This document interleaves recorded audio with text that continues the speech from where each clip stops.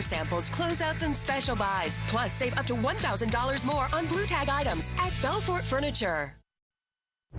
Tonight, as we come on the air, the state of emergency right now. A dangerous night ahead, the fire exploding in size. Homes burning to the ground, thousands now fleeing. And tonight, authorities say the fire was set.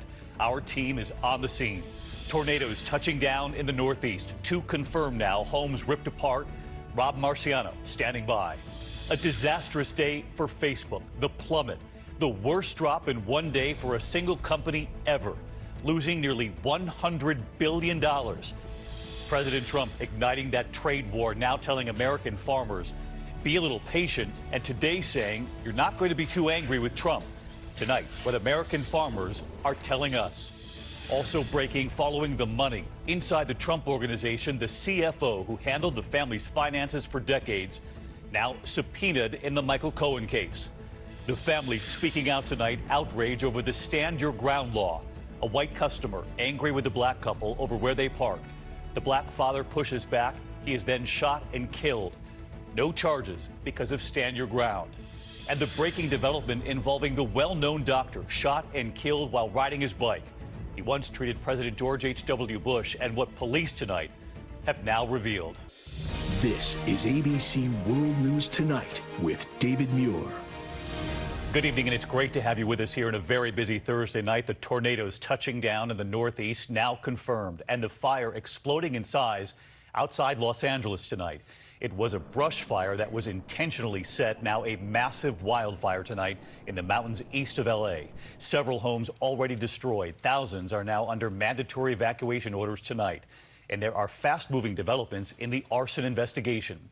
ABC's Will Carr leads us off. He's on the scene of the Cranston fire in Mountain Center, California.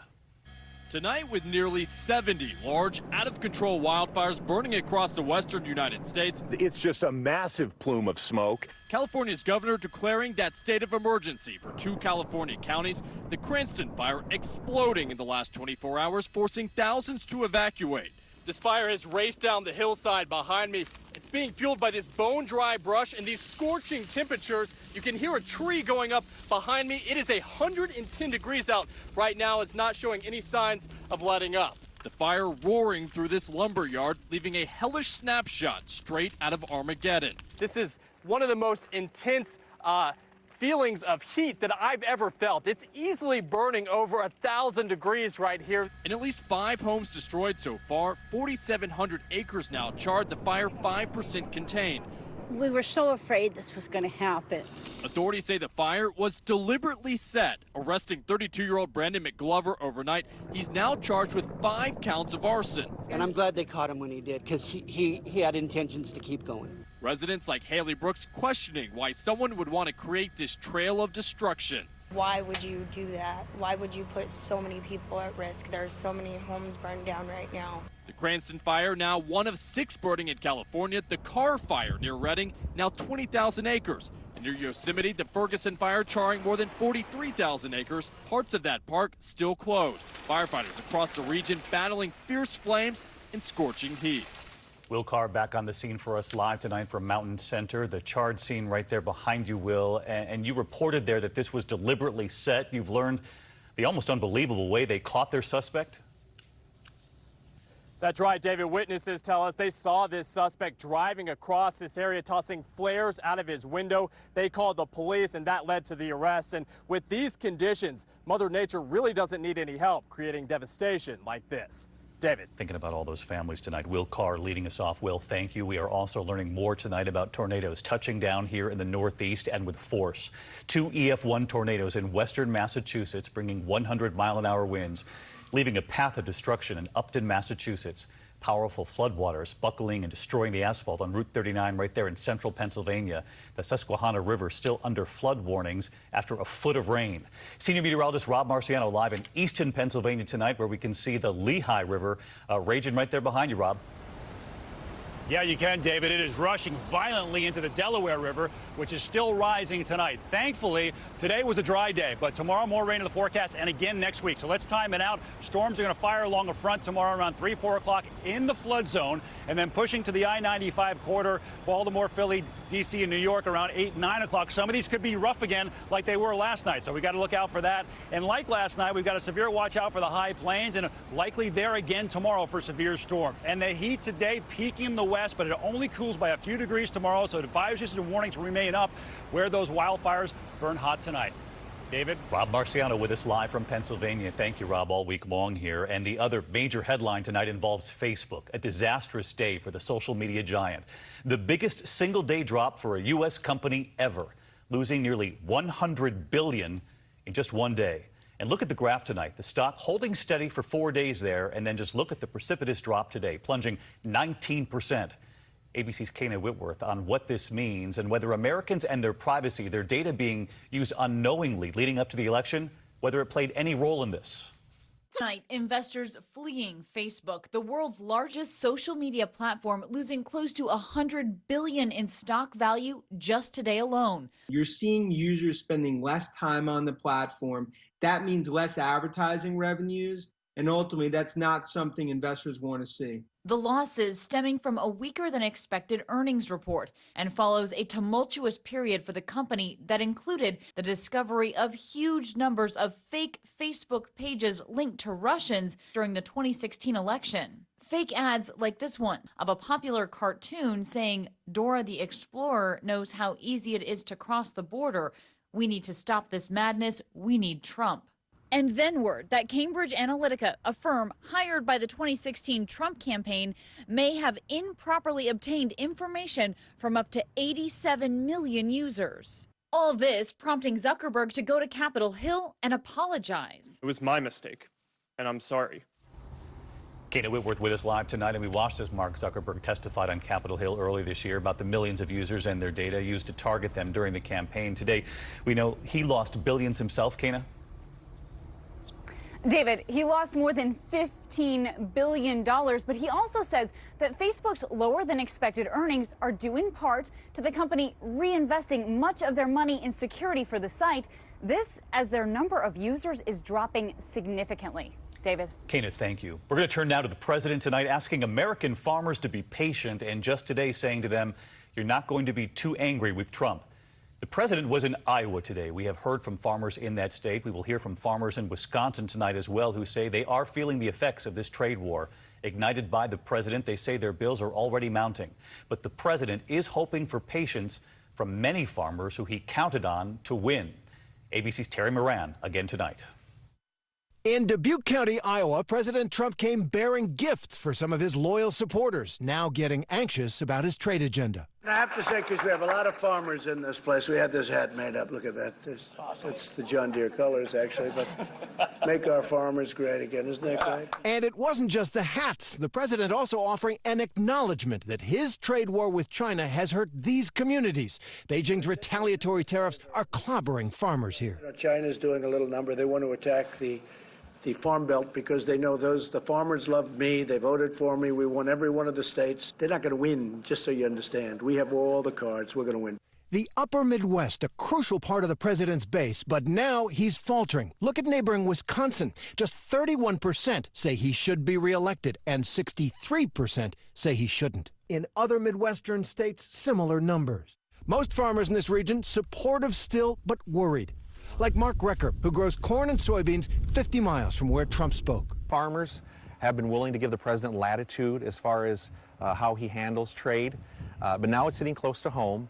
The reality is here, lower prices. We're going into the fall with a larger crop, it looks like, and we're going to have questions about where are our opportunities for profitability coming from now? The president tweeted famously back in March, trade wars are good and easy to win, but they're not. And so to shore up the farmers, the Trump administration has announced a $12 billion bailout. But don't call it a bailout.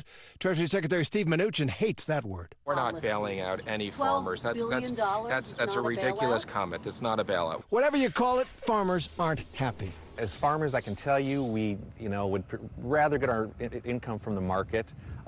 It's a handout that we really don't want. Today, the president claimed he'd found the fix. Trade with Europe, part of the agreement he announced in the Rose Garden yesterday. Basically, we opened up Europe. And that's going to be a great thing for Europe, and it's really going to be a great thing for us, and it's going to be a really great thing for our farmers. But already today, Europeans are backing away from the idea of importing American agricultural products, especially if they're genetically modified, cost more because of the shipping distances, or use chemicals banned in Europe. And in Maribel, Wisconsin, where Michael Slattery farms soybeans, there's fear the Trump trade war will do lasting damage. For me, this is a great loss, not just because the prices dropped, but our future markets will be taken away from us. He says farmers are the dupes in this whole process.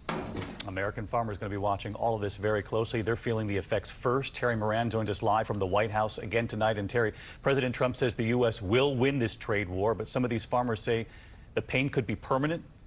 That's right, David. The concern is that it's taken years, sometimes decades, for American farmers and producers to build the business relationships, earn the market share. And now that they're out of that market, their competitors from other countries are rushing in to steal all that. So the longer this trade war goes on, the risk of longer-term damage is greater. David? We'll stay in the country listening to the farmers. Terry, thanks to you again tonight. And there was another major development involving the president today and his company.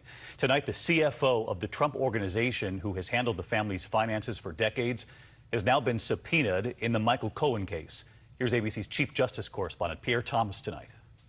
He is perhaps the most powerful person in the Trump Organization, not named Trump, the company's chief financial officer, Allen Weisselberg. And tonight, word he's been subpoenaed by federal prosecutors. Weisselberg at Trump's side for decades, even doing a cameo on The Apprentice. Replacing George this week is my chief financial officer, Allen Weisselberg. And you think George is tough? Wait till you see Allen. He currently runs the family's company, along with the president's sons, Eric and Don Jr. And he's now caught up in the wide-ranging financial investigation of former Trump fixer and personal attorney Michael Cohen. Prosecutors in New York also examining whether Cohen broke laws, trying to quiet women who claim to have had affairs with Trump. Weisselberg front and center in the newly released secret recording where you can hear Trump and Cohen apparently discussing a plan to buy the rights to the story of a Playboy playmate who said she had a relationship with Trump. On the recording, Cohen proposes creating a shell company to do the deal. And I've spoken to Allen Weisselberg about how to set the whole thing up with funding.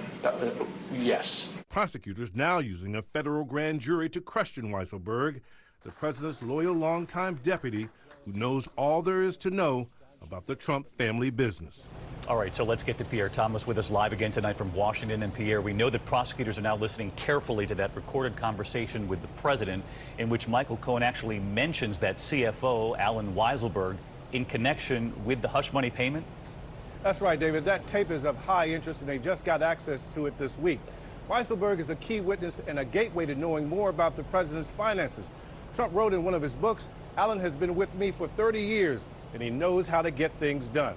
David? ABC's Pierre Thomas tonight. Pierre, thanks. Our team here has been reporting on the children who were separated from their parents at the border amid the president's zero-tolerance policy. By midnight tonight, the government was told it had to reunite thousands of children with their parents. So will they make the deadline? And how many children and parents are still waiting? ABC's Chief National Affairs correspondent Tom Yamas on this again tonight. Right now, reunions like this playing out across the country. But still, hundreds of migrant children remain in limbo despite a court-ordered deadline. The government ordered to reunite more than 2,500 children separated from their parents. Tonight, more than 1,800 children back with their families. For months, we reported on the children taken from their parents at the border, ramped up under the Trump administration's zero-tolerance immigration policy. And we saw up close the trauma families face. This mother crossing illegally into the U.S. She told me she's been traveling for a month. She broke down. She tells me gangs threatened to kill her child. They already killed his father. And we were there as this little boy was reunited with his parents after living with a foster family in Michigan for 8 months. Back in Guatemala, he looked shell-shocked. And we've just received some new numbers tonight. The federal government saying more than 700 children are ineligible for reunification because of an issue with their parents, including hundreds of cases where the parents are no longer even in this country. The government will now have to work and try to figure out how and if they'll be able to get those families back together, David. So just to be clear, some of those parents were actually sent home already. Some of those parents, that's right, they either deported or they left on their own, but the government can't find them in some cases. All right, Tom Llamas, you'll stay on this. Thank you, Tom. To other news tonight, and to a short-lived effort to try